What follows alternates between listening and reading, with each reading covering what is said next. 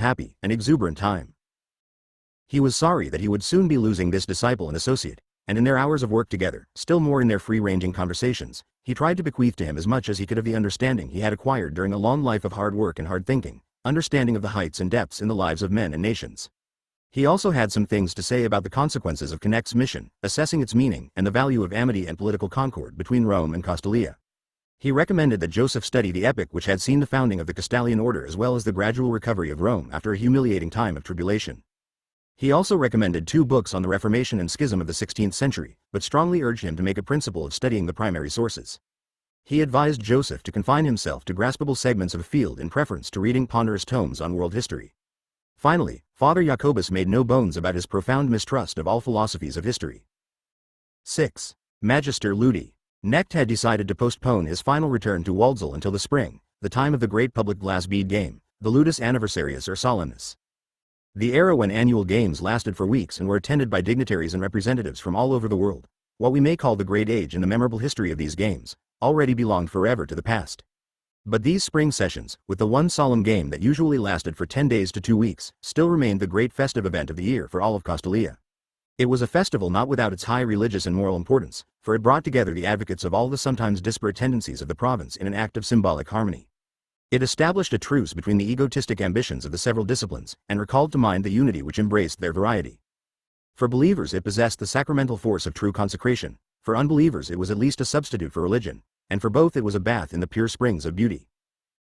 The Passions of Johann Sebastian Bach had once upon a time, not so much in the time they were written as in the century following their rediscovery, been in similar fashion a genuine consecratory act for some of the performers and audience, a form of worship and religious substitute for others, and for altogether a solemn manifestation of art and of the Creator Spiritus. Knecht had had scant difficulty obtaining the consent of both the monks and his home authorities for his decision. He could not quite determine the nature of his position after his reassignment to the little republic of the Vicus Lucerum, but he suspected that he would not long be left unoccupied and would soon be burdened and honored with some new office or mission. For the present he looked forward happily to returning home, to seeing his friends and participating in the approaching festival. He enjoyed his last days with Father Jacobus, and accepted with dignity and good humor the rather demonstrative kindnesses of the abbot and monks when the time came for farewells. Then he left, feeling some sadness at parting from a place he had grown fond of and from a stage in his life he was now leaving behind, but also in a mood of festive anticipation, for although he lacked guidance and companions, he had, on his own initiative, scrupulously undertaken the whole series of meditation exercises prescribed as preparations for the festival game. He had not been able to prevail on Father Jacobus to accept the Magister Ludi's formal invitation to attend the annual game and accompany him, but this had not affected his good spirits. He understood the old anti-Castalian's reserved attitude, and he himself for the moment felt entirely relieved of all duties and restrictions and ready to surrender his whole mind to the impending ceremonies. Festivities have their own peculiar nature. A genuine festival cannot go entirely wrong, unless it is spoiled by the unfortunate intervention of higher powers. For the devout soul, even in a downpour a procession retains its sacral quality, and a burned feast does not depress him. For the glass bead game player every annual game is festive and in a sense hallowed. Nevertheless, as every one of us knows, there are some festivals and games in which everything goes right, and every element lifts up, animates, and exalts every other, just as there are theatrical and musical performances which without any clearly discernible cause seem to ascend miraculously to glorious climaxes and intensely felt experiences, whereas others, just as well prepared, remain no more than decent tries. Insofar as the achievement of intense experiences depends on the emotional state of the spectator, Joseph Knecht had the best imaginable preparation. He was troubled by no cares, returning from abroad loaded with honors, and looking forward with joyous anticipation to the coming event. Nevertheless, this time the Ludus Solemnis was not destined to be touched by that aura of the miraculous and so rise to a special degree of consecration and radiance. It turned out, in fact, a cheerless, distinctly unhappy, and something very close to an unsuccessful game. Although many of the participants may have felt edified and exalted all the same, the real actors and organizers of the game, as always in such cases, felt all the more inexorably that atmosphere of apathy, lack of grace and failure, of inhibition and bad luck which overshadowed this festival. Knecht, although he of course sensed it and found his high expectations somewhat dashed, was by no means among those who felt the fiasco most keenly. Even though the solemn act failed to reach the true peak of perfection and blessing, he was able, because he was not playing and bore no responsibility for it, to follow the ingeniously constructed game appreciatively, as a devout spectator, to let the meditations quiver to a halt undisturbed, and with grateful devotion to share that experience so familiar to all guests at these games. The sense of ceremony and sacrifice, of mystic union of the congregation at the feet of the divine, which could be conveyed even by a ceremony that, for the narrow circle of initiates, was regarded as a failure. Nevertheless, he too was not altogether unaffected by the unlucky star that seemed to preside over this festival. The game itself, to be sure, was irreproachable in plan and construction, like every one of Master Thomas's games. In fact, it was one of his cleanest, most direct, and impressive achievements.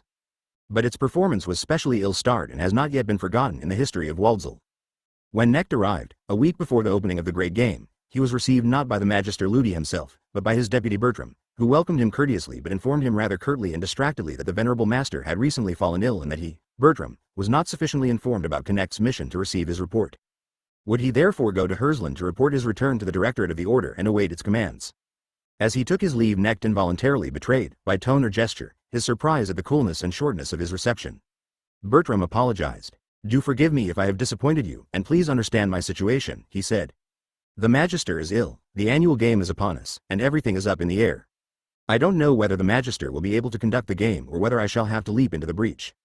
The revered master's illness could not have come at a more difficult moment, he went on to say. He was ready as always to assume the Magister's official duties, but if in addition he had to prepare himself at such short notice to conduct the great game, he was afraid it would prove a task beyond his powers. Knecht felt sorry for the man, who was so obviously depressed and thrown off balance. He was also sorry that the responsibility for the festival might now lie in the deputy's hands. Joseph had been away from Waldsall too long to know how well-founded Bertram's anxiety was. The worst thing that can happen to a deputy had already befallen the man. Some time past he had forfeited the trust of the elite, so that he was truly in a very difficult position. With considerable concern, Knecht thought of the Magister Ludi, that great exponent of classical form and irony, the perfect master and Castalian. He had looked forward eagerly to the Magister's receiving him, listening to his report, and reinstalling him in the small community of players, perhaps in some confidential post. It had been his desire to see the festival game presided over by Master Thomas, to continue working under him and courting his recognition. Now it was painful and disappointing to find the Magister withdrawn into illness, and to be directed to other authorities. There was, however, some compensation in the respectful goodwill with which the Secretary of the Order and Monsieur Dubois received him and heard him out. They treated him, in fact, as a colleague. During their first talk he discovered that for the present at any rate they had no intention of using him to promote the Roman project. They were going to respect his desire for a permanent return to the game.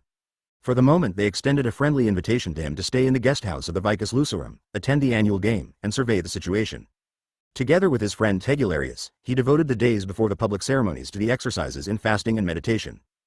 That was one of the reasons he was able to witness in so devout and grateful a spirit the strange game which has left an unpleasant aftertaste in the memories of some. The position of the deputy masters, also called shadows, is a very peculiar one, especially the deputies to the music master and the glass bead game master. Every magister has a deputy who is not provided for him by the authorities. Rather, he himself chooses his deputy from the narrow circle of his own candidates. The master himself bears the full responsibility for all the actions and decisions of his deputy. For a candidate it is therefore a great distinction and a sign of the highest trust when he is appointed deputy by his magister. He is thereby recognized as the intimate associate and right hand of the all-powerful magister. Whenever the magister is prevented from performing his official duties, he sends the deputy in his stead. The deputy, however, is not entitled to act in all capacities. For example, when the Supreme Board votes, he may transmit only a yea or nay in the master's name and is never permitted to deliver an address or present motions on his own. There are a variety of other precautionary restrictions on the deputies. While the appointment elevates the deputy to a very high and at times extremely exposed position, it is at a certain price. The deputy is set apart within the official hierarchy, and while he enjoys high honor and frequently may be entrusted with extremely important functions, his position deprives him of certain rights and opportunities which the other aspirants possess. There are 2 points in particular where this is revealed. The deputy does not bear the responsibility for his official acts, and he can rise no farther within the hierarchy. The law is unwritten, to be sure, but can be read throughout the history of Castalia. At the death or resignation of a magister, his shadow, who has represented him so often and whose whole existence seems to predestine him for the succession, has never advanced to fill the master's place. It is as if custom were determined to show that a seemingly fluid and movable barrier is in fact insuperable. The barrier between magister and deputy stands like a symbol for the barrier between the office and the individual. Thus, when a Castalian accepts the confidential post of deputy, he renounces the prospect of ever becoming a magister himself, of ever really possessing the official robes and insignia that he wears so often in his representative role.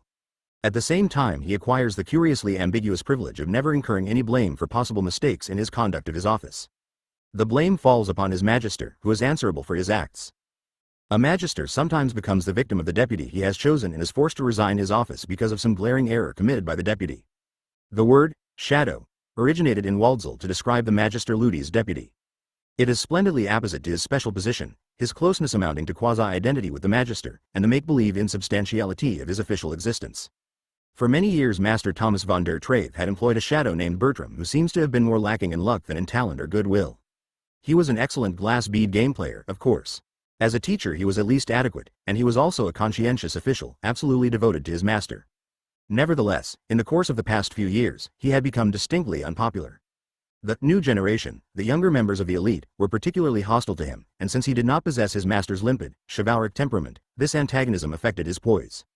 The Magister did not let him go, but had for years shielded him from friction with the elite as much as possible, putting him in the public eye more and more rarely and employing him largely in the chanceries and the archives. This blameless but disliked man, plainly not favored by fortune, now suddenly found himself at the head of the Vicus Lusorum due to his master's illness. If it should turn out that he had to conduct the annual game, he would occupy for the duration of the festival the most exposed position in the entire province. He could only have coped with this great task if the majority of the glass bead game players, or at any rate the tutors as a body, had supported him. Regrettably, that did not happen. This was why the Ludus Solemnis turned into a severe trial and very nearly a disaster for Waldsal. Not until the day before the game was it officially announced that the Magister had fallen seriously ill and would be unable to conduct the game. We do not know whether this postponement of the announcement had been dictated by the sick Magister, who might have hoped up to the last moment that he would be able to pull himself together and preside. Probably he was already too ill to cherish any such ideas, and his shadow made the mistake of leaving Costalia in uncertainty about the situation in Waldsal up to the last moment. Granted, it is even disputable whether this delay was actually a mistake. Undoubtedly it was done with good intentions, in order not to discredit the festival from the start and discourage the admirers of Master Thomas from attending. And had everything turned out well, had there been a relation of confidence between the Waldsal community of players and Bertram, the shadow might actually have become his representative and, this is really quite conceivable, the Magister's absence might have gone almost unnoticed. It is idle to speculate further about the matter. We have mentioned it only because we thought it necessary to suggest that Bertram was not such an absolute failure, let alone unworthy of his office, as public opinion in Waldsal regarded him at that time. He was far more a victim than a culprit. As happened every year, guests poured into Waldsal to attend the great game. Many arrived unsuspectingly. Others were deeply anxious about the Magister Ludi's health and had gloomy premonitions about the prospects of the festival. Waldsal and the nearby villages filled with people. Almost every one of the directors of the order and the members of the Board of Educators were on hand. Travelers in holiday mood arrived from the remoter parts of the country and from abroad, crowding the guest houses. On the evening before the beginning of the game, the ceremonies opened with the meditation hour. In response to the ringing of bells, the whole of Waldsal, crowded with people as it was, subsided into a profound, reverent silence. Next morning came the first of the musical performances and announcement of the first movement of the game, together with meditation on the two musical themes of this movement. Bertram, in the Magister Ludi's festival robes, displayed a stately and controlled demeanor, but he was very pale. As day followed day, he looked more and more strained, suffering and resigned, until during the last days he really resembled a shadow. By the second day of the game the rumor spread that Magister Thomas's condition had worsened, and that his life was in danger. That evening there cropped up here and there, and especially among the initiates, those first contributions to the gradually developing legend about the sick master and his shadow. This legend, emanating from the innermost circle of the Vicus Lusorum, the tutors, maintained that the master had been willing and would have been able to conduct the game, but that he had sacrificed himself to his shadow's ambition and assigned the solemn task to Bertram. But now, the legend continued, since Bertram did not seem equal to his lofty role, and since the game was proving a disappointment, the sick man felt to blame for the failure of the game and his shadow's inadequacy, and was doing penance for the mistake. This, it was said, this and nothing else was the reason for the rapid deterioration of his condition and the rise in his fever. Naturally this was not the sole version of the legend, but it was the elite's version and indicated that the ambitious aspirants thought the situation appalling and were dead set against doing anything to improve it. Their reverence for the master was balanced by their malice for his shadow. They wanted Bertram to fail even if the master himself had to suffer as well. By and by the story went the rounds that the Magister on his sickbed had begged his deputy and two seniors of the elite to keep the peace and not endanger the festival. The next day it was asserted that he had dictated his will and had named the man he desired for his successor. Moreover, names were whispered. These and other rumors circulated along with news of the Magister's steadily worsening condition, and from day to day spirits sagged in the festival hall as well as in the guest houses, although no one went so far as to abandon the festival and depart. Gloom hung over the entire performance all the while that it proceeded outwardly with formal propriety. Certainly there was little of that delight and uplift that everyone familiar with the annual festival expected, and when on the day before the end of the game Magister Thomas, the author of the festival game, closed his eyes forever, not even the efforts of the authorities could prevent the news from spreading. Curiously, a good many participants felt relieved and liberated by this outcome. The game students, and the elite in particular, were not permitted to don mourning before the end of the Ludus Solemnis, nor to make any break in the strictly prescribed sequence of the hours, with their alternation of performances and meditation exercises. Nevertheless, they unanimously went through the last act and day of the festival as if it were a funeral service for the revered deceased. They surrounded the exhausted, pale, and sleepless Bertram, who continued officiating with half-closed eyes, with a frigid atmosphere of isolation. Joseph Knecht had been kept in close contact with the elite by his friend Tegularius. As an old player, moreover, he was fully sensitive to all these currents and moods.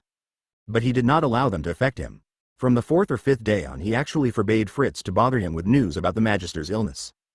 He felt, and quite well understood, the tragic cloud that hung over the festival. He thought of the Master with sorrow and deep concern, and of the shadow Bertram, condemned as it were to sharing the Magister's death, with growing disquiet and compassion.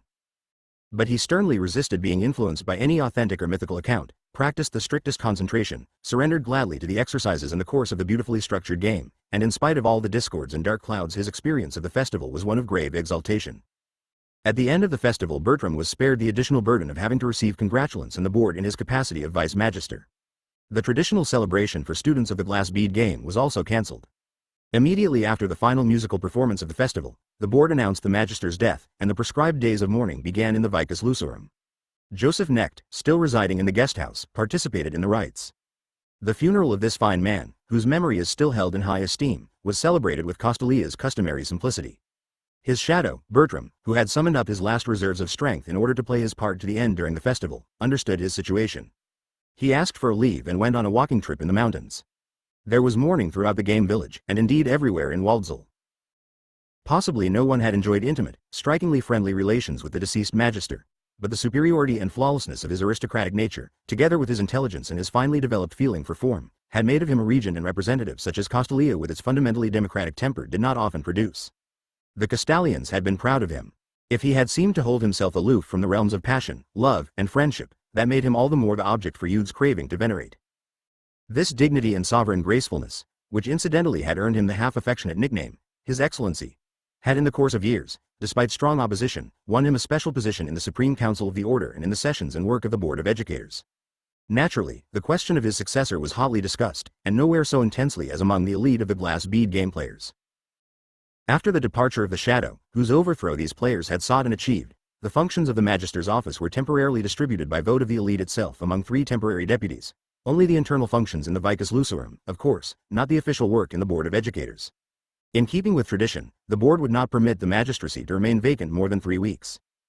In cases in which a dying or departing magister left a clear, uncontested successor, the office was in fact filled immediately, after only a single plenary session of the board. This time the process would probably take rather longer. During the period of mourning, Joseph Knecht occasionally talked with his friend about the festival game and its singularly troubled course. This deputy, Bertram, Knecht said, not only played his part tolerably well right up to the end, that is, tried to fill the role of a real magister, but in my opinion did far more than that. He sacrificed himself to this ludus solemnis as his last and most solemn official act. You all were harsh, no, the word is cruel, to him. You could have saved the festival and saved Bertram, and you did not do so. I don't care to express an opinion about that conduct. I suppose you had your reasons. But now that poor Bertram has been eliminated and you have had your way, you should be generous. When he comes back you must meet him halfway and show that you have understood his sacrifice. Tegularius shook his head. We did understand it, he said, and have accepted it. You were fortunate in being able to participate in the game as a guest. As such you probably did not follow the course of events so very closely. No, Joseph, we will not have any opportunity to act on whatever feelings for Bertram we may have. He knows that his sacrifice was necessary and will not attempt to undo it. Only now did Knecht fully understand him. He fell into a troubled silence. Now he realized that he had not experienced these festival days as a real Waldzeller and a comrade of the others, but in truth much more like a guest. And only now did he grasp the nature of Bertram's sacrifice. Hitherto Bertram had seemed to him an ambitious man who had been undone by a task beyond his powers and who henceforth must renounce further ambitious goals and try to forget that he had once been a master's shadow and the leader of an annual game. Only now, hearing his friend's last words, had he understood, with shock, that Bertram had been fully condemned by his judges and would not return. They had allowed him to conduct the festival game to its conclusion, and had cooperated just enough so that it would go off without a public scandal, but they had done so only to spare Waldsall, not Bertram. The fact was that the position of shadow demanded more than the Magister's full confidence. Bertram had not lacked that. It depended to an equal degree on the confidence of the elite, and the unfortunate man had been unable to retain it. If he blundered, the hierarchy did not stand behind him to protect him, as it did behind his master and model. And without the backing of such authority, he was at the mercy of his former comrades, the tutors. If they did not respect him, they became his judges. If they were unyielding, the shadow was finished. Sure enough, Bertram did not return from his outing in the mountains, and after a while the story went round that he had fallen to his death from a cliff. The matter was discussed no further. Meanwhile, day after day high officials and directors of the Order and of the Board of Educators appeared in the game village. Members of the elite and of the civil service were summoned for questioning. Now and then some of the matters discussed leaked out, but only within the elite itself. Joseph Knecht, too, was summoned and queried, once by 2 directors of the Order, once by the philological magister, then by Monsieur Dubois, and again by 2 magisters. Tegularius, who was also called in for several such consultations, was pleasantly excited and joked about this conclave atmosphere, as he called it. Joseph had already noticed during the festival how little of his former intimacy with the elite had remained, and during the period of the conclave he was made more painfully aware of it. It was not only that he lived in the guest house like a visitor, and that the superiors seemed to deal with him as an equal. The members of the elite themselves, the tutors as a body, no longer received him in a comradely fashion. They displayed a mocking politeness toward him, or at best a temporizing coolness. They had already begun to drift away from him when he received his appointment to Marioffels, and that was only right and natural. Once a man had taken the step from freedom to service, from the life of student or tutor to member of the hierarchy, he was no longer a comrade, but on the way to becoming a superior or boss. He no longer belonged to the elite, and he had to realize that for the time being they would assume a critical attitude toward him. That happened to everyone in his position. The difference was that he felt the aloofness and coolness with particular intensity at this time, partly because the elite, orphaned as it now was and about to receive a new magister, defensively closed its ranks, partly because it had just so harshly demonstrated its ruthlessness in the case of the shadow, Bertram. One evening Tegularius came running to the guest house in a state of extreme excitement. He found Joseph, drew him into an empty room, closed the door behind him, and burst out, "Joseph, Joseph. My God, I should have guessed it, I ought to have known, it was likely enough. Oh, I'm altogether beside myself and truly don't know whether I ought to be glad." And he, who was privy to all the sources of information in the game village, babbled on.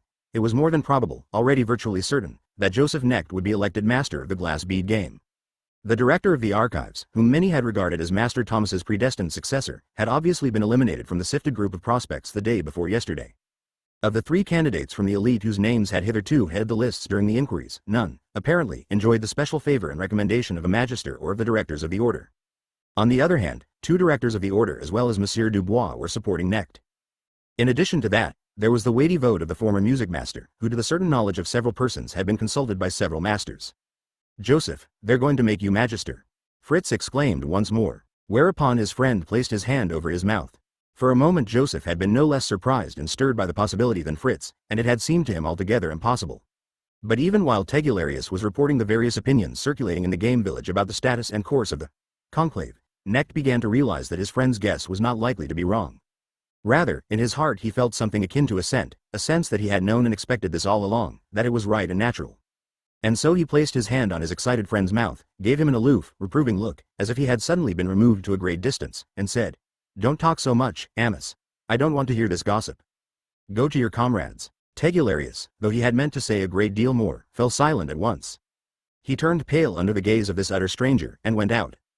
Later he remarked that at first he had felt Knecht's remarkable calm and iciness at this moment as if it were a blow and an insult, a slap in the face and a betrayal of their old friendship and intimacy, an almost incomprehensible overstressing in anticipation of his impending position as supreme head of the glass bead game. Only as he was leaving, and he actually went out like a man who had been slapped, did the meaning of that unforgettable look dawn on him, that remote, royal, but likewise suffering look, and he realized that his friend was not proud of what had fallen to his lot, but that he was accepting it in humility. He had been reminded, he said, of Joseph Knecht's thoughtful expression and the note of deep compassion in his voice when, recently, he had inquired about Bertram and his sacrifice. It was as if he himself were now on the point of sacrificing and extinguishing himself like the shadow. His expression had been at once proud and humble, exalted and submissive, lonely and resigned. It was as if Joseph Knecht's face had become an effigy of all the masters of Castalia who had ever been.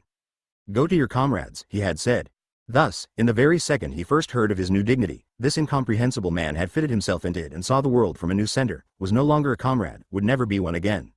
Knecht might easily have guessed that this last and highest of his calls, the appointment as Magister Ludi, was coming, or at least he might have seen it as possible, or even probable.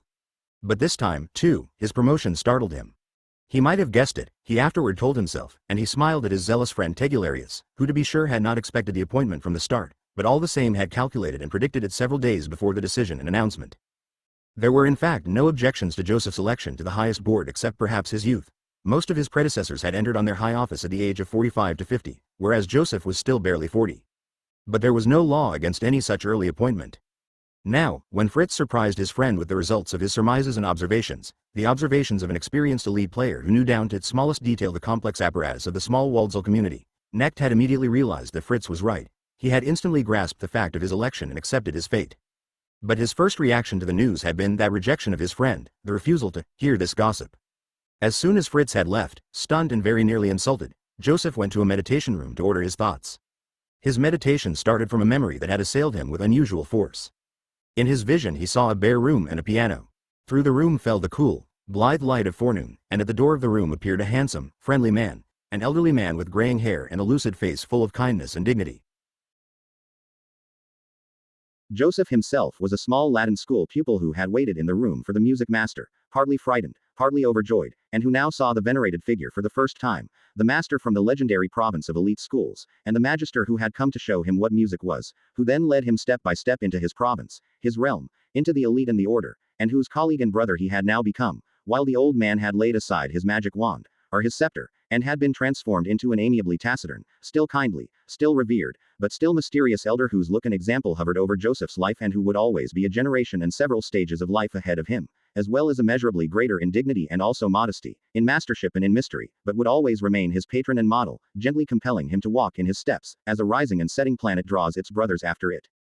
As long as Knecht permitted the flow of inner images to come without direction, as they do, like dreams, in the initial stage of relaxation, there were two principal scenes which emerged from the stream and lingered, two pictures or symbols, two parables.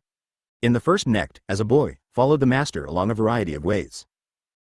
The music master strode before him as his guide, and each time he turned around and showed his face he looked older, more tranquil and venerable, visibly approaching an ideal of timeless wisdom and dignity, while he, Joseph Knecht, devotedly and obediently walked along after his exemplar, but all the time remaining the selfsame boy, at which he ultimately felt at one moment shame, at another a certain rejoicing, if not something close to defiant satisfaction.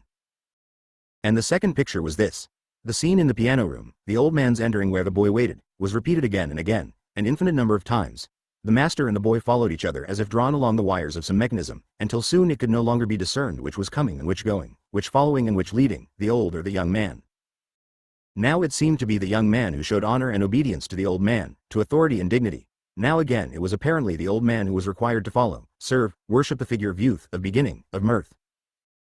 And as he watched this at once senseless and significant dream circle, the dreamer felt alternately identical with the old man and the boy, now revering and now revered, now leading, now obeying. And in the course of these pendulum shifts there came a moment in which he was both, was simultaneously master and small pupil. Or rather he stood above both, was the instigator, conceiver, operator, and onlooker of the cycle, this futile spinning race between age and youth. With shifting sensations he alternately slowed the pace and speeded it to a frantic rush. Out of this process there evolved a new conception, more akin to a symbol than a dream, more insight than image. The conception or rather the insight that this meaningful and meaningless cycle of master and pupil, this courtship of wisdom by youth, of youth by wisdom, this endless, oscillating game was the symbol of Castalia. In fact it was the game of life in general, divided into old and young, day and night, yang and yin, and pouring on without end. Having arrived at this in his meditation, Joseph Knecht found his way from a world of images to tranquility, and after long absorption returned strengthened and serenely cheerful. When a few days later the directors of the order summoned him, he went confidently. He received the fraternal greeting of the superiors, a brief clasping of hands and suggestion of an embrace, with composure and grave serenity. He was informed of his appointment as Magister Ludi, and commanded to appear at the festival hall on the day after the morrow for the investiture and swearing in. This was the same hall in which, so short a while ago, the deceased master's deputy had completed the dismal ceremonies as if he were a sacrificial beast decked out with gold. The day before the investiture was to be devoted to a careful study, accompanied by ritual meditations, of the formula of the oath and the breviary for the magister, under the guidance and supervision of two superiors. This time they were the chancellor of the order and the magister mathematicae, and during the noon rest of this very strenuous day Joseph vividly recalled his admission to the order and how the music master had talked with him beforehand. This time, to be sure, the rite of admission did not lead him, as it yearly did hundreds of others, through a wide gate into a large community. Rather, he was passing through the eye of the needle into the highest and narrowest circle, that of the masters. Later he confessed to the former music master that on that day of intensive self-examination one thought had given him trouble, one altogether ridiculous notion. He had, he said, feared the moment in which one of the masters would point out to him how unusually young he was to be receiving the highest dignity. He had seriously had to fight this fear, this childishly vain thought, and to fight as well the impulse to answer, if there should be some allusion to his age. Why not then wait until I am older? I have never aspired to this elevation, you know. But further self-examination showed him that unconsciously the thought of his appointment, and the desire for it, could not after all have been so far from his mind. And, he went on to tell the music master, he had admitted this to himself, had recognized the vanity of his thought and rejected it, Moreover, neither on that day nor at any other time did any of his colleagues remind him of his age. The election of the new master was, however, all the more animatedly discussed and criticized among those who had hitherto been Connect's fellow aspirants. He had no downright adversaries, but he had had rivals, among them some who were of riper years than he. The members of this circle were not at all minded to approve the choice without a trial of strength, or at least without subjecting the new master to extremely exacting and critical scrutiny. Almost in every case a new magister's inauguration and early period in office is a kind of purgatory. The investiture of a master is not a public ceremony. Aside from the Board of Educators and the Directorate of the Order, the only participants are the senior pupils, the candidates, and the officials of the faculty which is receiving a new magister. At the ceremony in the festival hall, the master of the glass bead game had to take the oath of office, to receive from the authorities the insignia of his office, consisting of certain keys and seals, and to be clad by the Speaker of the Order in the festive robe which the magister wears at all the major ceremonies, especially while celebrating the annual game. Such an act lacks the splash and mild intoxication of public festivities. It is by nature ceremonious and rather sober. On the other hand, the mere presence of all the members of the two highest authorities confers an uncommon dignity upon it. The small republic of glass bead game players is receiving a new lord and master, who will preside over it and speak for its interests within the board. That is a rare and important event, and although the younger students may not fully grasp its significance and be conscious only of the ritual, all the other participants are fully aware of just how important it is. They are sufficiently integrated with their community, so substantially akin to it, that they experience the event as if it were part and parcel of themselves. This time the festive rejoicing was overshadowed by mourning for the previous master, by the unhappy temper of the annual game, and by the tragedy of the deputy, Bertram. The investiture was performed by the Speaker of the Order and the chief archivist of the game. Together, they held the robe high and then placed it over the shoulders of the new glass bead game master. The brief festival oration was spoken by the Magister Grammaticae, the master of classical philology in Kupperheim. A representative of the elite of Waldsall handed over the keys and seal, and the aged former music master in person stood near the organ. He had come to see his protégé invested, and to give him a glad surprise by his unexpected presence, perhaps also to offer a helpful bit of advice. The old man would have liked to provide the music for the ceremony with his own hands, but he could no longer risk such exertions and therefore left the playing to the organist of the game village, but stood behind him turning the pages. He looked at Joseph with a beatific smile, saw him receive the robes and keys, and heard him first repeat the oath and then deliver his extemporaneous inaugural address to his future associates, officials, and students. Never before had this boy Joseph seemed to him as dear and pleasing as he was today, when he had almost ceased to be Joseph and was beginning to be no more than the wearer of robes and the keeper of an office, a jewel in a crown, a pillar in the structure of the hierarchy. But he was able to speak with his boy Joseph alone for only a few minutes. He conferred his serenely cheerful smile upon him, and admonished, "Make sure you manage the next 3 or 4 weeks well. A great deal will be asked of you. Always think of the whole, and always remember that missing out on some detail does not count for much now. You must devote your entire attention to the elite, don't think of anything else. 2 men will be sent to help initiate you. One of them is the yoga specialist Alexander. I have instructed him myself. Pay close attention to him, he knows his business. What you need is an unshakable confidence that the superiors were right in making you one of their own. Trust them, trust the people who have been sent to help you, and blindly trust your own strength. But be on your guard against the elite, that is what they expect. You will win out, Joseph, I know." The new magister was familiar with most of the functions of his office, for he had already assisted in the performance of them on various occasions, both in lowly and responsible capacities. The most important were the game courses, stretching from courses for schoolboys and beginners, holidayers and guests, to the practice sessions, lectures, and seminars for the elite. Every newly appointed magister could feel himself equal to all but the last of these tasks, whereas the new functions which had previously lain outside his scope caused him far more concern and effort. Such was the case with Joseph also. He would have liked to turn first of all, with undivided zeal, to these new duties, the properly magisterial duties. Sitting on the Supreme Council of Education, working with the Council of Magisters and the Directorate of the Order, representing the Vicus Lucerum in dealings with all the authorities. He was all afire to familiarize himself with these new tasks and to strip them of the menace of the unknown. He wished that he could initially set aside several weeks for a careful study of the Constitution, the formalities, the minutes of previous sessions of the board, and so on. He knew, of course, that information and instruction on these matters were readily available to him. He need only turn to Monsieur Dubois and to the specialist on magisterial forms and traditions, the Speaker of the Order. Although not a magister himself, and therefore ranked below the masters, the Speaker held the chair in all sessions of the board and took care that the traditional rules of order were observed. In this he somewhat resembled the master of ceremonies at a sovereign's court. Joseph would only too gladly have asked this prudent, experienced, inscrutably courteous man, whose hands had just solemnly decked him with the robes of office, for a few private lessons, if only the Speaker had lived in Waldsall instead of Hersland, half a day's journey away. How gladly, too, Joseph would have fled to Monteport for a while to be instructed in these matters by the former music master. But such recourses were out of the question. it was not for a magister to harbor any such private desires, as if he were still a student.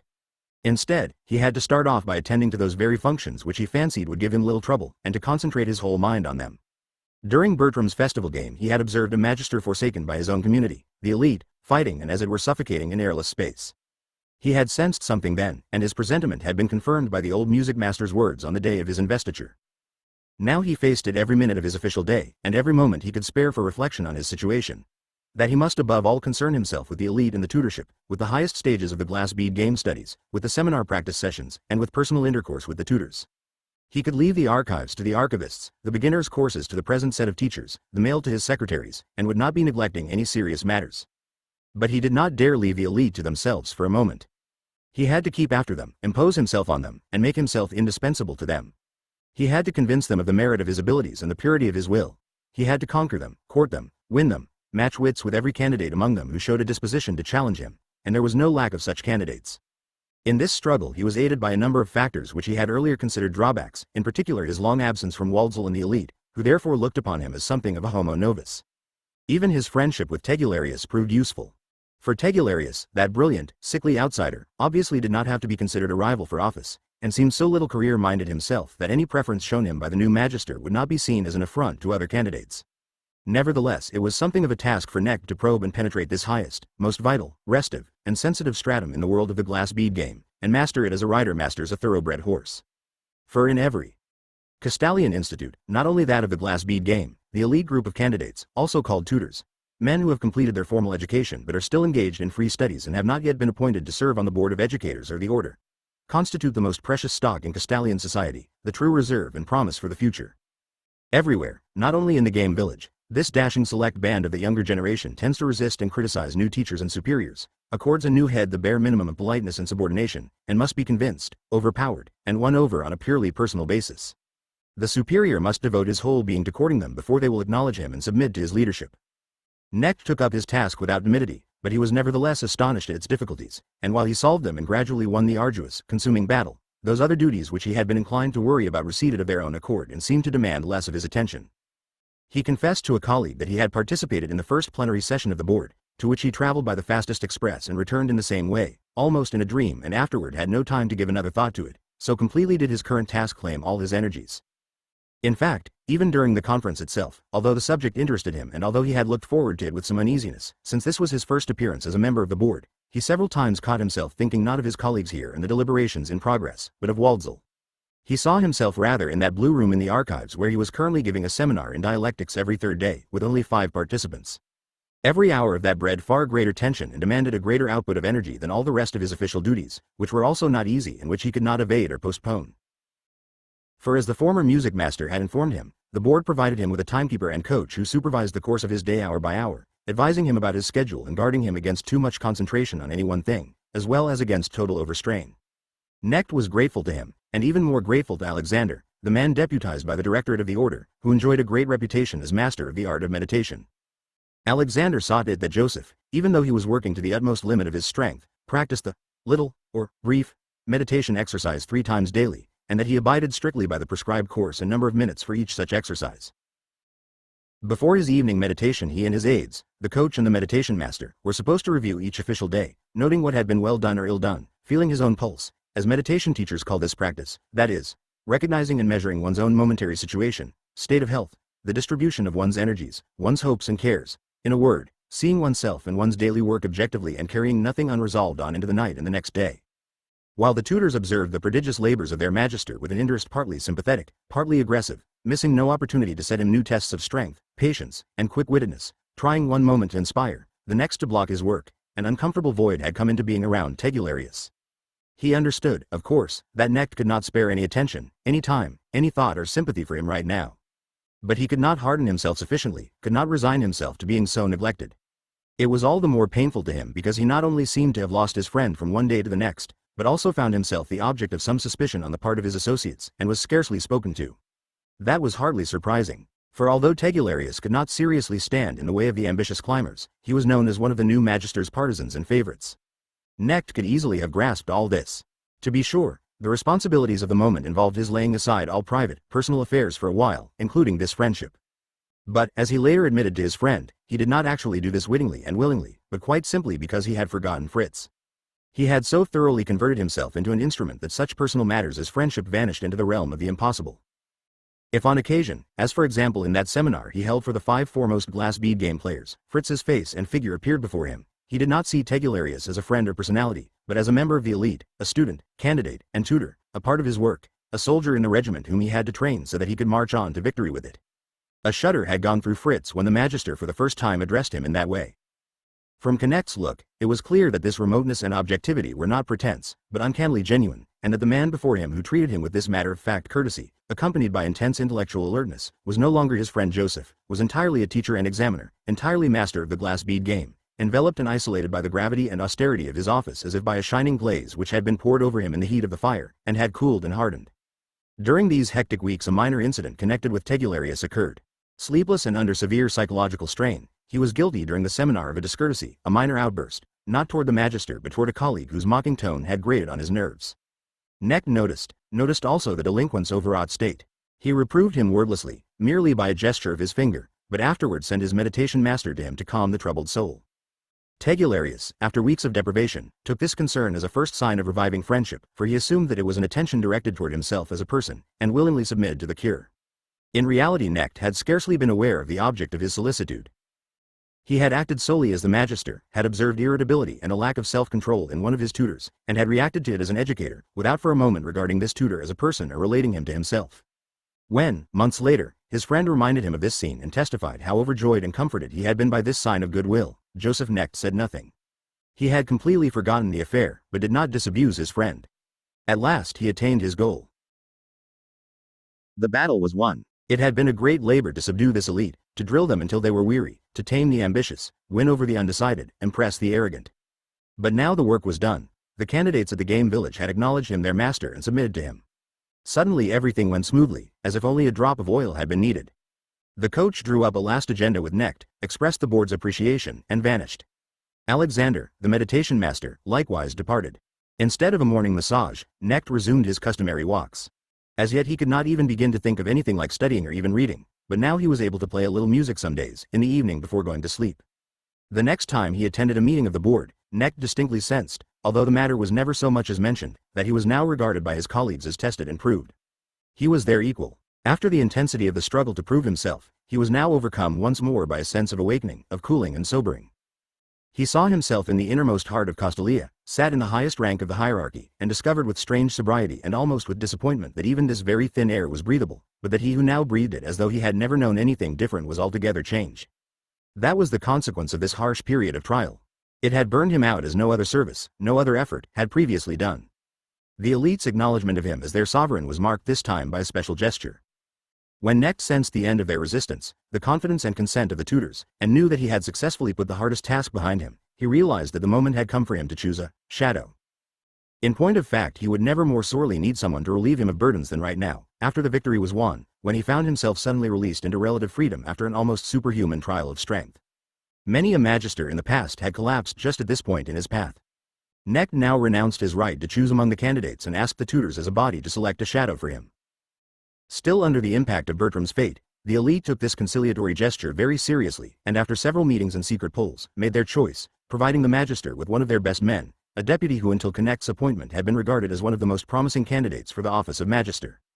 He had survived the worst. Now there was time for walks and music again. After a while he could once more think of reading. Friendship with Tegularius, occasional correspondence with Ferromonte, would be possible. Now and then he would be able to take half a day off, perhaps sometimes permit himself to go away for a short vacation. But all these amenities would benefit another man, not the previous Joseph who had thought himself a keen glass bead game player and a tolerably good Castalian, but who had nevertheless had no inkling of the innermost nature of the Castalian system. Hitherto he had lived in so innocuously selfish, so puerilely playful, so inconceivably private and irresponsible a way. Once he recalled the tart reproof he had incurred from Master Thomas after he had expressed the desire to go on studying freely for a while longer. You say a while, but how long is that? You are still speaking the language of students, Joseph Knecht. That had been only a few years ago. He had listened with admiration, with profound reverence, along with a mild horror of this man's impersonal perfection and discipline, and he had felt Castalia reaching out for himself as well, seeking to draw him close in order, perhaps, to make of him just such a Thomas someday, a master, a sovereign and servant, a perfect instrument. And now he stood on the spot where Master Thomas had stood, and when he spoke with one of his tutors, one of those clever, sophisticated players and scholars, one of those diligent and arrogant princes, he looked across to him into a different world of alien beauty, a strange world that had once been his, exactly as Magister Thomas had gazed into his own strange student world. 7. In office. At first, assumption of the Magister's office seemed to have brought more loss than gain. It had almost devoured his strength and his personal life, had crushed all his habits and hobbies, had left a cool stillness in his heart, and in his head something resembling the giddiness after overexertion. But the period that now followed brought recovery, reflection, and habituation. It also yielded new observations and experiences. The greatest of these, now that the battle was won, was his collaboration with the elite on the basis of mutual trust and friendliness. He conferred with his shadow. He worked with Fritz Tegularius, whom he tried out as an assistant on his correspondence. He gradually studied, checked over, and supplemented the reports and other notes on students and associates which his predecessor had left. And in the course of this work Knecht familiarized himself, with increasing affection, with this elite whom he had imagined he knew so well. Now its true nature, and the whole special quality of the game village as well as its role in Castalian life, were revealed to him in their full reality for the first time.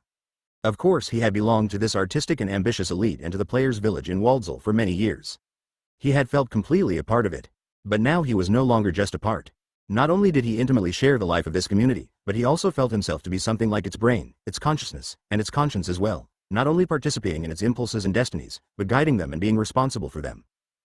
In an exalted moment, at the end of a training course for teachers of beginners in the game, he once declared, "Castalia is a small state in itself, and our Vicus Lucerum a miniature state within the state, a small, but ancient and proud republic, equal in rights and dignities to its sisters, but with its sense of mission lifted and strengthened by the special artistic and virtually sacramental function it performs. For our distinction is to cherish the true sanctuary of Castalia, its unique mystery and symbol, the glass bead game. Castalia rears preeminent musicians and art historians, philologists, mathematicians, and other scholars. Every Castalian institute and every Castalian should hold to only two goals and ideals: to attain to the utmost command of his subject, and to keep himself and his subject vital and flexible by forever recognizing its ties with all other disciplines and by maintaining amicable relations with all. This second ideal, the conception of the inner unity of all man's cultural efforts, the idea of universality, has found perfect expression in our illustrious game. It may be that the physicist, the musicologist, or other scholar will at times have to steep himself entirely in his own discipline, that renouncing the idea of universal culture will further some momentary maximum performance in a special field. But we, at any rate, we glass bead game players, must never allow ourselves such specialization. We must neither approve nor practice it, for our own special mission, as you know, is the idea of the Universitas Literarum. Ours to foster its supreme expression, the noble game, and repeatedly to save the various disciplines from their tendency to self-sufficiency. But how can we save anything that does not have the desire to be saved? And how can we make the archaeologists, the pedagogues, the astronomers, and so forth, eschew self-sufficient specialization and throw open their windows to all the other disciplines? We cannot do it by compulsory means, say by making the glass bead game an official subject in the lower schools, nor can we do it by invoking what our predecessors meant this game to be. We can prove only that our game and we ourselves are indispensable by keeping the game ever at the summit of our entire cultural life, by incorporating into it each new achievement, each new approach, and each new complex of problems from the scholarly disciplines. We must shape and cultivate our universality, our noble and perilous sport with the idea of unity, endowing it with such perennial freshness and loveliness, such persuasiveness and charm, that even the soberest researcher and most diligent specialist will ever and again feel its message, its temptation and allure. Let us imagine for the moment that we players were to slacken in our zeal for a time, that the game courses for beginners became dull and superficial, that in the games for advanced players specialists of other disciplines looked in vain for vital, pulsating life, for intellectual contemporaneity and interest. Suppose that 2 or 3 times in a row our great annual game were to strike the guests as an empty ceremony, a lifeless, old-fashioned, formalistic relic of the past. How quickly, then, the game and we ourselves would be done for. Already we are no longer on those shining heights where the glass bead game stood a generation ago, when the annual game lasted not 1 or 2 but 3 or 4 weeks, and was the climax of the year not only for Castalia but for the entire country. Today a representative of the government still attends this annual game, but all too often as a somewhat bored guest, and a few cities and professions still send envoys. Toward the end of the game days these representatives of the secular powers occasionally deign to suggest that the length of the festival deters many other cities from sending envoys, and that perhaps it would be more in keeping with the contemporary world either to shorten the festival considerably or else to hold it only every other year, or every 3rd year. Well now, we cannot check this development, or if you will, decadence. It may well be that before long our game will meet with no understanding at all out in the world. Perhaps we shall no longer be able to celebrate it. But what we must and can prevent is the discrediting and devaluation of the game in its own home, in our province. Here our struggle is hopeful, and has repeatedly led to victory. Every day we witness the phenomenon. Young elite pupils who have signed up for their game course without any special ardor, and who have completed it dutifully, but without enthusiasm, are suddenly seized by the spirit of the game, by its intellectual potentialities, its venerable tradition, its soul-stirring forces, and become our passionate adherents and partisans. And every year at the Ludus Solemnis we can see scholars of distinction who rather look down on us glass bead game players during their work-filled year, and who have not always wished our institution well. In the course of the great game we see them falling more and more under the spell of our art. We see them growing eased and exalted, rejuvenated and fired, until at last, their hearts strengthened and deeply stirred, they bid goodbye with words of almost abashed gratitude. Let us consider for a moment the means at our command for carrying out our mission. We see a rich, fine, well-ordered apparatus whose heart and core is the game archive, which we gratefully make use of every hour of the day and which all of us serve, from magister and archivist down to the humblest errand boy. The best and the most vital aspect of our institution is the old Castalian principle of selection of the best, the elite. The schools of Castalia collect the best pupils from the entire country and educate them. Similarly, we in the players' village try to select the best among those endowed by nature with a love for the game. We train them to an ever higher standard of perfection. Our courses and seminars take in hundreds, who then go their ways again, but we go on training the best until they become genuine players, artists of the game. You all know that in ours as in every art there is no end to development, that each of us, once he belongs to the elite, will work away all his life at the further development, refinement, and deepening of himself in our art, whether or not he belongs to our corps of officials. The existence of our elite has sometimes been denounced as a luxury. It has been argued that we ought to train no more elite players than are required to fill the ranks of our officialdom. But in the first place, our corps of officials is not an institution sufficient unto itself, and in the second place not everyone is suited for an official post, any more than every good philologist is suited for teaching. We officials, at any rate, feel certain that the tutors are more than a reservoir of talented and experienced players from which we fill our vacancies and draw our successors. I am almost tempted to say that this is only a subsidiary function of the players' elite, even though we greatly stress it to the uninitiated as soon as the meaning and justification of our institute is brought up. No, the tutors are not primarily future masters, course directors, archive officials. They are an end in themselves, their little band is the real home and future of the glass bead game. Here, in these few dozen hearts and heads the developments, modifications, advances, and confrontations of our game with the spirit of the age and with the various disciplines take place. Only here is our game played properly and correctly, to its hilt, and with full commitment. Only within our elite is it an end in itself and a sacred mission, shorn of all dilettantism, cultural vanity, self-importance, or superstition. The future of the game lies with you, the Waldsall tutors.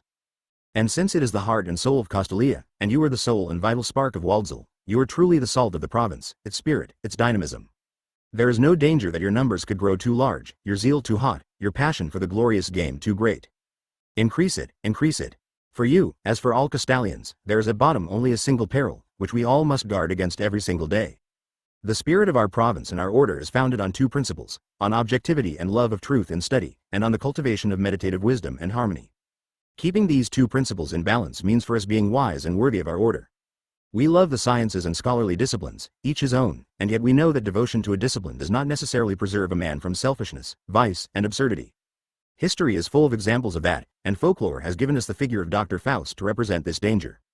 Other centuries sought safety in the union of reason and religion, research and asceticism. In their universitas literarum, theology ruled. Among us we use meditation, the fine gradations of yoga technique, in our efforts to exorcise the beast within us and the diabolus dwelling in every branch of knowledge.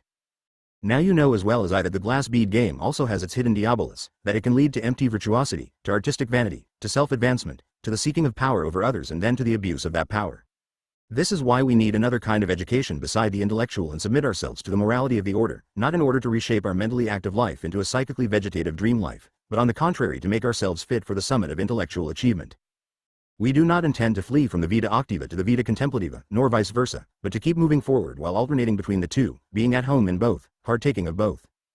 We have cited Connect's words, and many similar statements recorded by his students have been preserved, because they throw so clear a light upon his conception of his office, at least during the first few years of his magistracy. He was an excellent teacher. The profusion of copies of his lectures which have come down to us would alone provide evidence for that. Among the surprises that his high office brought him right at the start was his discovery that teaching gave him so much pleasure and that he did so well at it. He would not have expected that, for hitherto he had never really felt a desire for teaching. Of course, like every member of the elite, he had occasionally been given teaching assignments for short periods even while he was merely an advanced student. He had substituted for other teachers in glass bead game courses at various levels, even more frequently had helped the participants in such with reviews and drill. But in those days his freedom to study and his solitary concentration had been so dear and important to him that he had regarded these assignments as nuisances, despite the fact that he was even then skillful and popular as a teacher. He had, after all, also given courses in the Benedictine Abbey, but they had been of minor importance in themselves, and equally minor for him. There, his studies and association with Father Jacobus had made all other work secondary. At the time, his greatest ambition had been to be a good pupil, to learn, receive, form himself. Now the pupil had become a teacher, and as such he had mastered the major task of his first period in office, the struggle to win authority and forge an identity of person and office. In the course of this he made two discoveries. The first was the pleasure it gives to transplant the achievements of the mind into other minds and see them being transformed into entirely new shapes and emanations, in other words, the joy of teaching. The second was grappling with the personalities of the students, the attainment and practice of authority and leadership, in other words, the joy of educating. He never separated the two, and during his magistracy he not only trained a large number of good and some superb glass bead game players, but also by example, by admonition, by his austere sort of patience, and by the force of his personality and character, elicited from a great many of his students the very best they were capable of. In the course of this work he had made a characteristic discovery, if we may be permitted to anticipate our story. At the beginning of his magistracy he dealt exclusively with the elite, with the most advanced students and the tutors. Many of the latter were his own age, and everyone was already a thoroughly trained player. But gradually, once he was sure of the elite, he slowly and cautiously, from year to year, began withdrawing from it an ever larger portion of his time and energy, until at the end he sometimes could leave it almost entirely to his close associates and assistants. This process took years, and each succeeding year necked, in the lectures, courses, and exercises he conducted, reached further and further back to ever younger students. In the end he went so far that he several times personally conducted beginners' courses for youngsters, something rarely done by a Magister Ludi. He found, moreover, that the younger and more ignorant his pupils were, the more pleasure he took in teaching. Sometimes in the course of these years it actually made him uneasy, and cost him tangible effort, to return from these groups of boys to the advanced students, let alone to the elite. Occasionally, in fact, he felt the desire to reach even further back and attempt to deal with even younger pupils, those who had never yet had courses of any kind and knew nothing of the glass bead game. He found himself sometimes wishing to spend a while in Eschholz or one of the other preparatory schools instructing small boys in Latin, singing, or algebra, where the atmosphere was far less intellectual than it was even in the most elementary course in the glass bead game, but where you would be dealing with still more receptive, plastic, educable pupils, where teaching and educating were more, and more deeply, a unity. In the last 2 years of his magistracy he twice referred to himself in letters as schoolmaster, reminding his correspondent that the expression Magister Ludi, which for generations had meant only master of the game, in Castalia, had originally been simply the name for the schoolmaster. There could, of course, be no question of his realizing such schoolmasterly wishes. They were errant dreams, as a man may dream of a midsummer sky on a gray, cold winter day. For Knecht there were no longer a multitude of paths open. His duties were determined by his office, but since the manner in which he wished to fulfill these duties was left largely to his own discretion, he had in the course of the years, no doubt quite unconsciously at first, gradually concerned himself more and more with educating, and with the earliest age groups within his reach. The older he became, the more youth attracted him. At least so we can observe from our vantage point. At the time a critic would have had difficulty finding any trace of vagary in his conduct of his office. Moreover, the position itself compelled him again and again to turn his attention back to the elite. Even during periods in which he left the seminars and archives almost entirely to his assistants and his shadow, long-term projects such as the annual game competitions or the preparations for the grand public game of the year kept him in vital and daily contact with the elite. To his friend Fritz he once jokingly remarked, "There have been sovereigns who suffered all their lives from an unrequited love for their subjects. Their hearts drew them to the peasants, the shepherds, the artisans, the schoolmasters, and schoolchildren. But they seldom had a chance to see anything of these, for they were always surrounded by their ministers and soldiers who stood like a wall between them and the people. A magister's fate is the same. He would like to reach people and sees only colleagues, he would like to reach the schoolboys and children and sees only advanced students and members of the elite. But we have run far ahead of our story, and now return to the period of Knecht's first years in office. After gaining the desired relationship with the elite, he had next to turn his attention to the bureaucracy of the archives and show it that he intended to be a friendly but alert master. Then came the problem of studying the structure and procedures of the chancery and learning how to run it.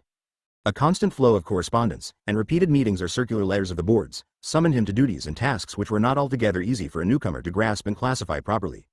Quite often questions arose in which the various faculties of the province were mutually interested and inclined toward jealousy, questions of jurisdiction, for instance. Slowly, but with growing admiration, he became aware of the powerful secret functions of the order, the living soul of the Castalian state, and the watchful guardian of its constitution. Thus strenuous and overcrowded months had passed during which there had been no room in Joseph Knecht's thoughts for Tegularius. However, and this was done half instinctively, he did assign Bis friend a variety of jobs to protect him from excessive leisure. Fritz had lost his friend, who had overnight become his highest-ranking superior and whom he had to address formally as Reverend Sir. But he took the orders the magister issued to him as a sign of solicitude and personal concern. Moody loner though he was, Fritz found himself excited partly by his friend's elevation and the excitable mood of the entire elite, partly by the tasks assigned to him, which were activating him in a way compatible with his personality. In any case, he bore the totally changed situation better than he himself would have thought since that moment in which Knecht had responded to the news that he was destined to be the glass bead game master by sending him away. He was, moreover, both intelligent and sympathetic enough to see something of the enormous strain his friend was undergoing at this time, and to sense the nature of that great trial of strength. He saw how Joseph was annealed by the fire, and insofar as sentimental emotions were involved, he probably felt them more keenly than the man who was undergoing the ordeal. Tegularius took the greatest pains with the assignments he received from the Magister, and if he ever seriously regretted his own weakness and his unfitness for office and responsibility, he did so then, when he intensely wished to stand by the man he so warmly admired and give him what help he could as an assistant, an official, a shadow. The beech forests above Waldsall were already browning when Knecht one day took a little book with him into the Magister's garden adjoining his residence, that pretty little garden which the late Master Thomas had so prized and often tended himself with Horatian fondness. Knecht, like all the students, had once imagined it as an awesome and sanctified spot, a Tusculum and magical island of the Muses where the master came for recuperation and meditation. Since he himself had become Magister and the garden his, he had scarcely entered it and hardly ever enjoyed it at leisure. Even now he was coming only for 15 minutes after dinner, and he allowed himself merely a brief carefree stroll among the high bushes and shrubs beneath which his predecessor had planted a good many evergreens from southern climes. Then, since it was already cool in the shade, he carried a light cane chair to a sunlit spot, sat down, and opened the book he had brought with him. It was the pocket calendar for the Magister Ludi, written 70 or 80 years before by Ludwig Wassermailer, the glass bead game master of the day. Ever since, each of his successors had made in it a few corrections, deletions, or additions, as changing times indicated. The calendar was intended as a vade-mecum for still inexperienced masters in their first years in office, and led the Magister through his entire working and official year, from week to week, reminding him of his duties sometimes in mere cue phrases, sometimes with detailed descriptions and personal recommendations. Knecht found the page for the current week and read it through attentively. He came upon nothing surprising or especially urgent, but at the end of the section stood the following lines. Gradually begin to turn your thoughts to the coming annual game. It seems early, and in fact might seem to you premature. Nevertheless, I advise you, unless you already have a plan for the game in your head, from now on let not a week pass, certainly not a month, without turning your thoughts to the future game. Make a note of your ideas. Take the pattern of a classical game with you now and then, even on official journeys, and look it over whenever you have a free half hour. Prepare yourself not by trying to force good ideas to come, but by recalling frequently from now on that in the coming months a fine and festive task awaits you, for which you must constantly strengthen, compose, and attune yourself. These words had been written some 3 generations before by a wise old man and master of his art, at a time incidentally in which the glass bead game had probably reached its supreme refinement in the formal sense.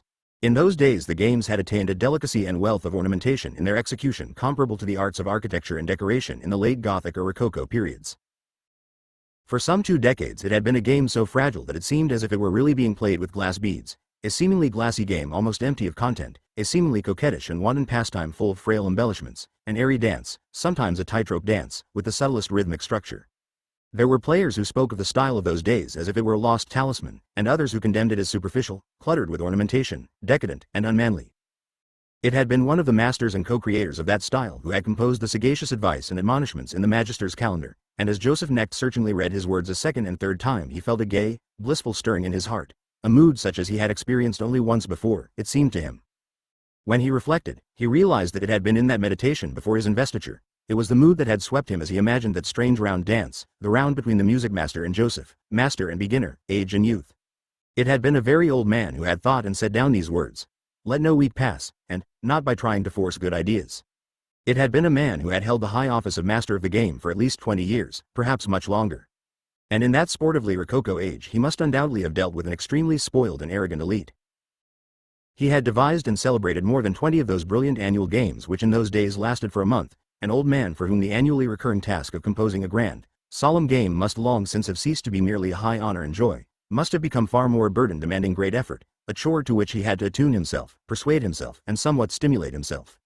At this moment Knecht felt something more than grateful reverence toward this wise old man and experienced advisor, for the calendar had already served him frequently as a valuable guide. He also felt a joyous, a gay and high-spirited superiority, the superiority of youth. For among the many cares of a Magister Ludi, with which he had already become acquainted, this particular care did not occur. He really did not have to force himself to think about the annual game in good time, or worry about not encountering this task in a sufficiently joyful and composed spirit. He need not fear any lack of enterprise, let alone ideas, for such a game. On the contrary, Knecht, who had at times during these few months given an impression of being aged beyond his years, felt at the moment young and strong. He was unable to yield to this fine feeling for long. He could not savor it to the full, for his brief period of rest was almost over. But the inspiriting joyful emotion remained in him. He took it with him when he left, and so the brief rest in the Magister's garden, and his reading of the calendar, had after all borne fruit. It had given him relaxation and a moment of happily heightened vitality, but it had also produced two inspired thoughts, both of which at once assumed the character of decisions. First, whenever he too became old and weary, he would lay down his office the moment the composition of the annual game became a troublesome duty and he found himself at a loss for ideas. Secondly, he would in fact start work on his first annual game soon, and he would call in Tegularius to be his foremost assistant in this work. That would gratify and gladden his friend, and for himself it would be a good trial step toward a new modus vivendi for their temporarily arrested friendship. For the initiative could not come from Fritz, it had to come from the Magister himself. The task would certainly give his friend plenty to do. Ever since his stay in Mariofels, Knecht had been nurturing an idea for a glass bead game which he now decided to use for his first ceremonial game as Magister. The pretty idea was to base the structure and dimensions of the game on the ancient ritual Confucian pattern for the building of a Chinese house. Orientation by the points of the compass, the gates, the spirit wall, the relationships and functions of buildings and courtyards, their coordination with the constellations, the calendar and family life, and the symbolism and stylistic principles of the garden. Long ago, in studying a commentary on the I Ching, he had thought the mythic order and significance of these rules made an unusually appealing and charming symbol of the cosmos and of man's place in the universe. The age-old mythic spirit of the people in this tradition of domestic architecture had also seemed to him wonderfully and intimately fused with the Mandarin and magisterial spirit of speculative scholarliness. He had lovingly dwelled on the plan for this game, though without so far saying down any of it, often enough for the game to have really been formulated as a whole in his mind, but since taking office he had not had a chance to apply himself to it. Now he resolved to construct his festival game on this Chinese idea, and if Fritz proved receptive to the spirit of the plan, he would ask him to begin at once on the necessary background studies and the procedure for translating it into the game language. There was one difficulty. Tegularius knew no Chinese. It was far too late for him to learn it now.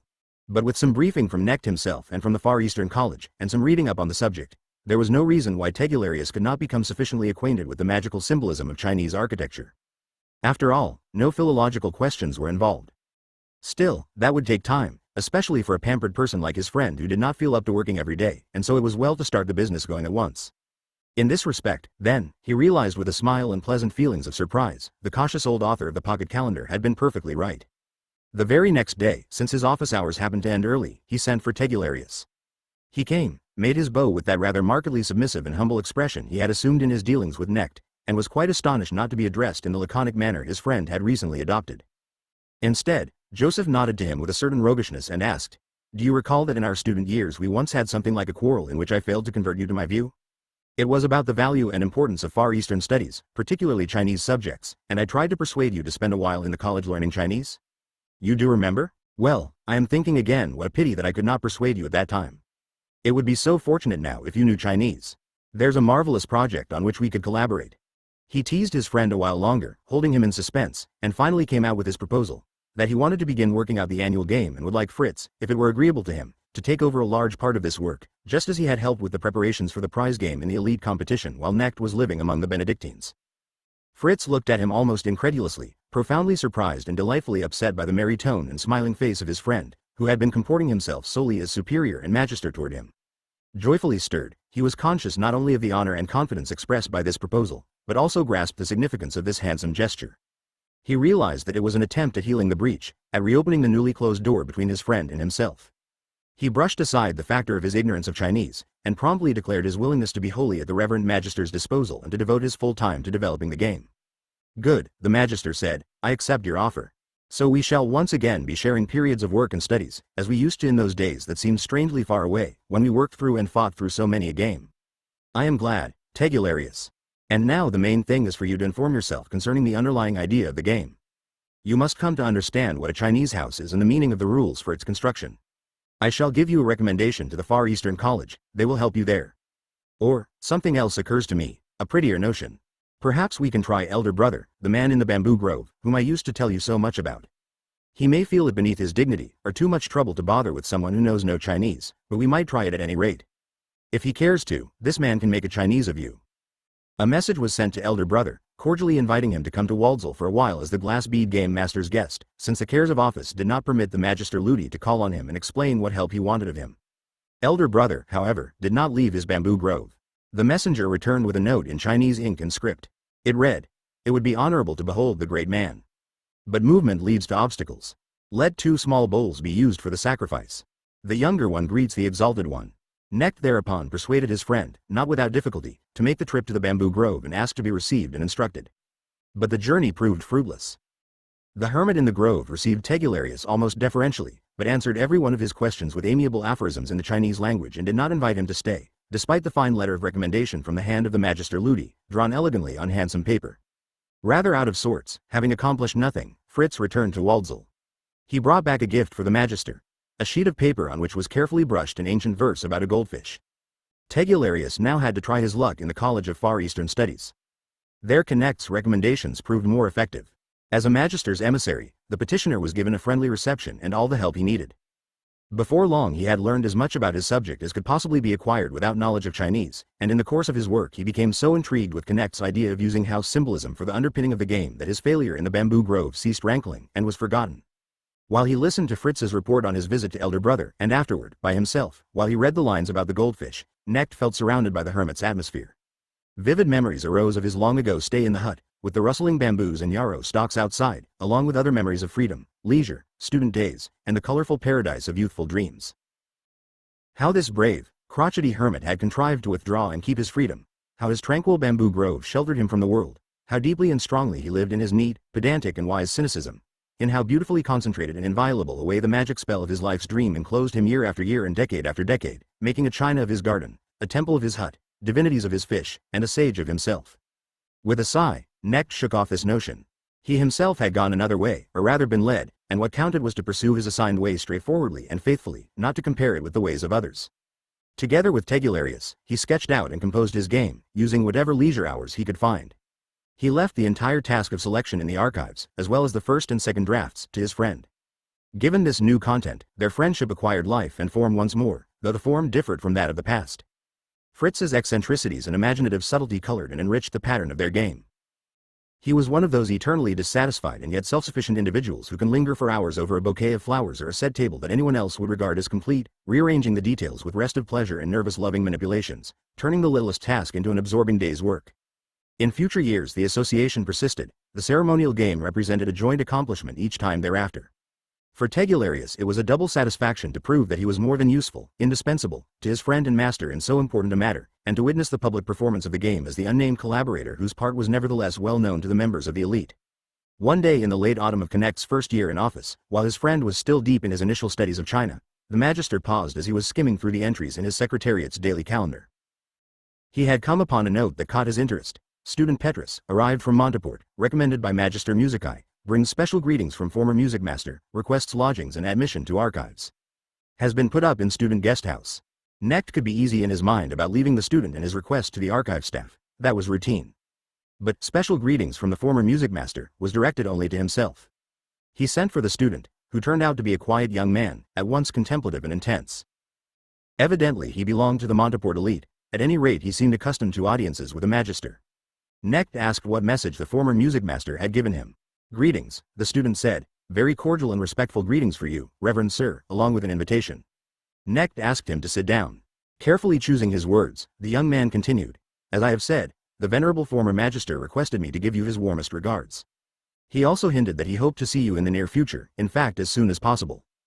He invites you, or urges you, to visit him before too long a time has passed, assuming, of course, that the visit can be fitted into an official journey and will not excessively discommode you. That is the burden of the message." Knecht studied the young man, convinced that he was one of the old master's protégés. Cautiously, he queried, "How long do you linger in our archives, studios?" "Until I see that you are setting out for Monteport, Reverend Sir," was the reply. Knecht considered a moment. "Very well," he said. "And why have you not repeated the exact wording of the ex-master's message, as you should have done?" Petrus unflinchingly met Knecht's eyes, and answered slowly, still circumspectly choosing his words, as if he were speaking a foreign language. "There is no message, Reverend Sir," he said, "and there is no exact wording. You know my reverend master and know that he has always been an extraordinarily modest man.